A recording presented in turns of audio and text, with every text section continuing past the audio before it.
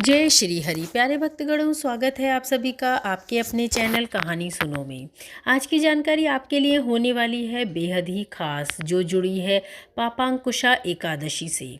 अश्विन माह में कब है पापांकुशा एकादशी, आप अभी नोट कर लें। शुभ मुहूर्त क्या है, पूजा विधि क्या है और इस एकादशी का क्या महत्व है, एकादशी की क्या कथा है। चलिए आइए जानते हैं।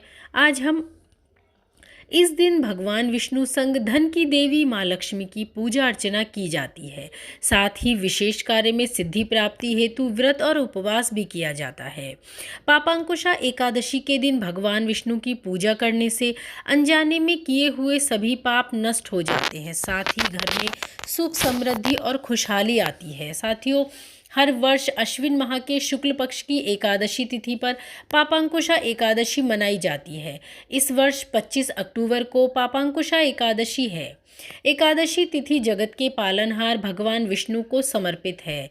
इस दिन भगवान विष्णु संग धन की देवी माँ लक्ष्मी की पूजा अर्चना की जाती है। साथ ही विशेष कार्य में सिद्धि प्राप्ति हेतु व्रत उपवास भी रखा जाता है। पापांकुशा एकादशी के दिन भगवान विष्णु की पूजा करने से अनजाने में किए हुए आपके सभी पाप नष्ट हो जाते हैं। साथ ही घर में सुख समृद्धि और खुशहाली भी आती है। अतः साधक श्रद्धा भाव से एकादशी तिथि पर लक्ष्मी नारायण की पूजा करें। आइए जानते हैं शुभ मुहूर्त क्या है, पूजा विधि और इसका महत्व क्या है। पंचांग के अनुसार अश्विन माह के शुक्ल पक्ष की एकादशी तिथि 24 अक्टूबर को दोपहर 3:14 पर शुरू होगी और अगले दिन यानी कि 25 अक्टूबर को दोपहर 12:32 पर समाप्त हो जाएगी। सनातन धर्म में उदय तिथि मान है, अतः 25 अक्टूबर को ही पापांकुशा एकादशी मनाई जाएगी। व्रत का पारण का क्या समय है। पापांकुशा एकादशी व्रत का पारण 26 अक्टूबर को सुबह 6:28 से लेकर 8:43 तक है। इस दौरान साधक पारण कर सकते हैं। पापांकुशा एकादशी की पूजा विधि क्या है, इसका महत्व क्या है, अब आपको बताते हैं। पापांकुशा एकादशी तिथि पर ब्रह्म बेला में ही उठें। इस समय भगवान विष्णु को प्रणाम कर व्रत का संकल्प लें।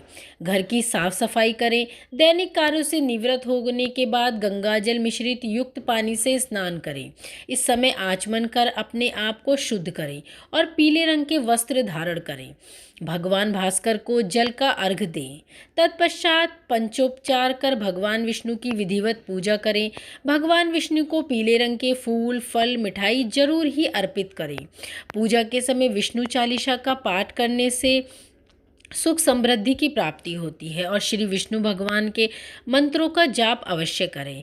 अंत में आरती करें, कथा सुने, इससे सुख समृद्धि की कामना करें और दिन भर व्रत रखें। संध्या काल में आरती कर फलाहार करें।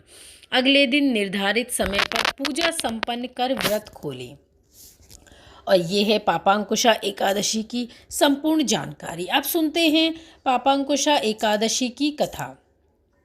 साथियों, अश्विन शुक्ल एकादशी की कथा जो कि कहलाती है पापांकुशा एकादशी। धर्मराज युधिष्ठिर कहने लगे कि हे भगवान, अश्विन शुक्ल एकादशी का क्या नाम है। अब आप कृपा करके इसकी विधि तथा फल कहिए। भगवान श्री कृष्ण कहने लगे कि हे युधिष्ठिर, पापों का नाश करने वाली इस एकादशी का नाम पापांकुशा एकादशी है।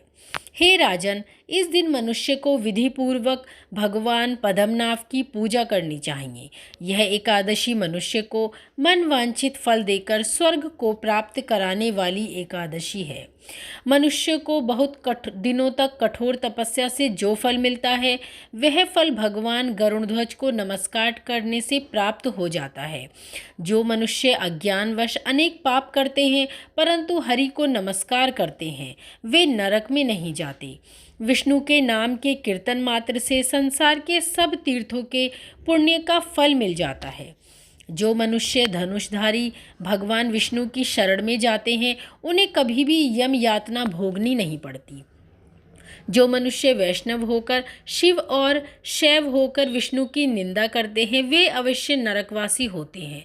सहस्त्रों वाजपेयी और अश्वमेघ यज्ञों से जो फल प्राप्त होता है, वह एकादशी व्रत के 16वें भाग के बराबर भी नहीं होता। संसार में एकादशी के बराबर कोई पुण्य नहीं है। इसके बराबर पवित्र तीनों लोकों में कुछ भी नहीं। इस एकादशी के बराबर कोई व्रत नहीं। जब तक मनुष्य पद्मनाभ की एकादशी का व्रत नहीं करते, तब तक उनकी देह में पाप वास करते हैं। हे राजेंद्रा, यह एकादशी स्वर्ग, मोक्ष, आरोग्यता, सुंदर स्त्री तथा अन्य और धन देने वाली है। एकादशी के व्रत के बराबर गंगा, गया, काशी, कुरुक्षेत्र और पुष्कर भी पुण्यवान नहीं है। हरिवासर तथा एकादशी का व्रत करने और जागरण करने से सहज में ही मनुष्य विष्णु पद को प्राप्त होता है।